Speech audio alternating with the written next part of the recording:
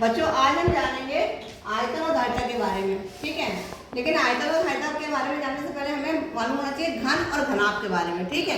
तो जैसे कि आप देख रहे हो, अभी पहले हमने पढ़ा था क्षेत्रफल के बारे में। तब हम लोग वर्ग पढ़ते थे तो हम एक ही चीज़ देखते थे ना, एक ही दिशा में देखते थे, तो हमें लंबाई और चौड़ाई मिलती थी।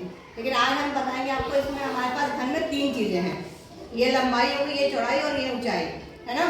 तो हमारे पास जब 3 चीज़ें हैं तो इसको हम कहेंगे जिस वस्तु की तीनों यानी कि लंबाई, चौड़ाई और ऊंचाई बराबर होगी उसको हम कहते हैं घन, ठीक है। और जिस वस्तु में लंबाई होगी, चौड़ाई होगी और ऊंचाई होगी उसको हम कहते हैं घनाभ, ठीक है।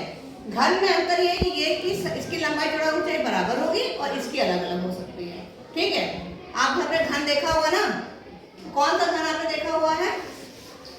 लूडो का पासा देखा है ना, तो वो घन होता है। और ये घनाभ तो देखा होगा बहुत सारा। क्या होता है घनाभ बताइए? बक्सा होता है, अलमारी है, बहुत सारी चीजें है। अलमारी ऐसा रखेंगे तो इससे से घनाभ का शेप आ जाएगा, बक्सा ऐसे आ जाएगा। मतलब आपको घनाभ और घन मालूम है क्या होता है। अब हम बात करते हैं आयतन की, ठीक है। क्योंकि हमें क्या करना है, घन का आयतन और घनाभ का आयतन ज्ञात करना है। लेकिन आयतन हम निकालेंगे कैसे वो देखना है। तो हम आइए देखते हैं, एक हम प्रयोग करते हैं। ये हमारे पास एक किताब है, तो ये जो है ये किताब हमें रखी, इसको हम ये मानते हैं कि ये लंबाई है और ये चौड़ाई है, ठीक है। तो हम यहाँ देख रहे हैं, ये किताब एक रखी, इसके ऊपर हमने एक दूसरी किताब रखी, फिर हमने एक किताब रखी, फिर एक किताब रखी और फिर एक किताब रखी, ठीक है। तो आप ये देखिए कि हमारे पास ये क्या बन गया, ये लंबाई हो गई, ये चौड़ाई हो गई और ये ऊंचाई हो गई। तो ये क्या बन गया? घनाभ बन गया। तो हमें क्या करना होता है, जब हम आयतन निकालते हैं तो ये हमारा होता है लंबाई गुणे चौड़ाई और गुणे ऊंचाई, यानी वो हमें ये बताता है कि ये कितनी जगह किताबें घेर रही हैं, ठीक है। तो हम यहाँ पे लिखेंगे आयतन चाहे घन का हो और चाहे घनाभ का हो, तरीका वही है निकालने का। आयतन बराबर होता है लंबाई गुणे चौड़ाई और गुणे ऊंचाई, ठीक है। इसका भी आयतन हो जाएगा, घनाभ का आयतन भी वही होगा, लंबाई गुणे चौड़ाई और गुणे ऊंचाई, ठीक है। तो इसको आइए हम लोग देखते हैं। ये हमारे पास घन है, इसमें हमारी लंबाई कितनी है? 2 सेंटीमीटर है। चौड़ाई कितनी है? 2 सेंटीमीटर। ऊंचाई कितनी है? 2 सेंटीमीटर। तो हम यहाँ क्या लिखेंगे? लंबाई लिखें 2 सेंटीमीटर, है ना। चौड़ाई 2 सेंटीमीटर, ऊंचाई 2 सेंटीमीटर। गुणा कर दीजिए, कितना हो जाएगा? 2 का पारा 2 बार पढ़िए, 4 का पारा 2 बार 8, ठीक है। अब इसमें सेंटीमीटर का गुणा कितनी बार हुआ है? 1 बार, 2 बार, 3 बार। जब 3 बार होगा तो हमको क्या कहेंगे? घन। क्या कहेंगे? घन।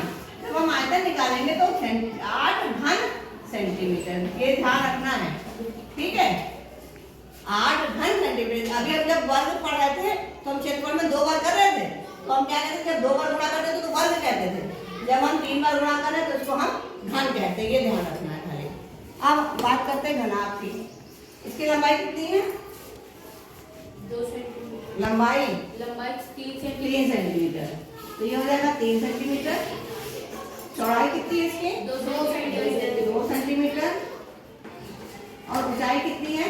2 सेंटीमीटर। इसको गुणा कर लीजिए, 3 का पारा 2 बार पढ़िए, 6 और 6 का पारा 2 बार पढ़िए, 12। ये कितना हो जाएगा? 12। क्या होगा? 12 घनाभ। घनाभ नहीं बोलेंगे, घनी। 1 2 3 बार सेंटीमीटर आएगा तो घनाभ नहीं बोलेंगे, उसको घन ही बोलेंगे। घन सेंटीमीटर, घनाभ नहीं बोलेंगे। बाकी करने का तरीका यही है और आपने कोशिश अच्छी करनी थी, ठीक है। तो सेंटीमीटर सेंटीमीटर सेंटीमीटर 3 बार आएगा तो घन लिखेंगे, 2 बार आएगा तो क्या लिखेंगे? वर्ग लिखेंगे। बस इतना समझ में आ गया। जब सेंटीमीटर को सेंटीमीटर से गुणा 2 बार करेंगे, मतलब 2 जगह सेंटीमीटर आएगा तो वर्ग लिखेंगे, 3 बार आएगा तो घन लिखेंगे।